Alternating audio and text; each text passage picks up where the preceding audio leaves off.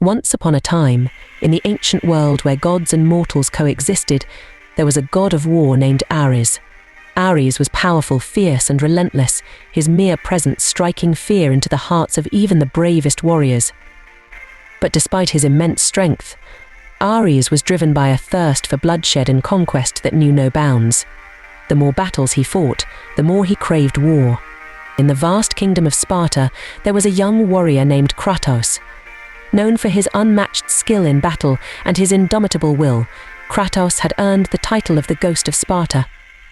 He fought with a pair of chained blades, known as the Blades of Chaos, which seemed to be an extension of his own fury.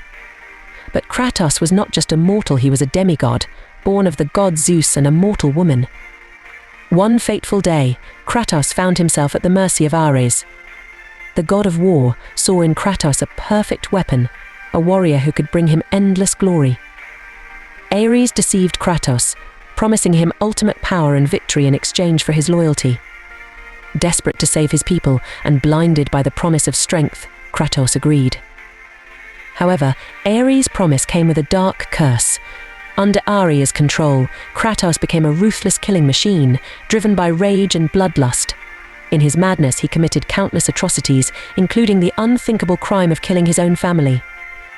When Kratos realized the terrible truth, he was consumed with grief and rage.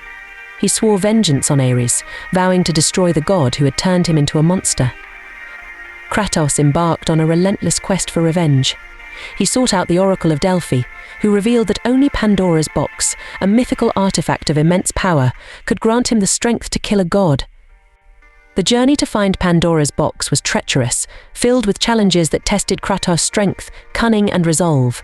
He fought his way through hordes of mythical creatures, faced deadly traps, and confronted other gods who sought to stop him.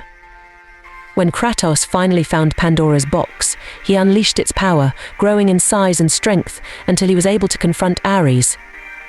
The battle between the god of war and the ghost of Sparta was epic, shaking the heavens and the earth. But Kratos, fueled by his rage and the power of Pandora's box, defeated Ares, finally ending his tyranny. Yet, Kratos' victory came at a great cost. Though he had avenged his family, he was left with a deep emptiness and a burden of guilt that haunted him. The gods, fearing Kratos' power, offered him a place among them on Mount Olympus, hoping to appease his wrath. But Kratos refused, knowing that the gods had manipulated him and caused his suffering. Instead, Kratos chose to exile himself, seeking redemption and a way to atone for his sins. But his journey was far from over. The ghosts of his past continued to haunt him, and his rage, though tempered, still simmered within him. He would go on to face many more trials, confronting gods, titans, and his own inner demons. Kratos became known not just as the ghost of Sparta, but as the god of war himself.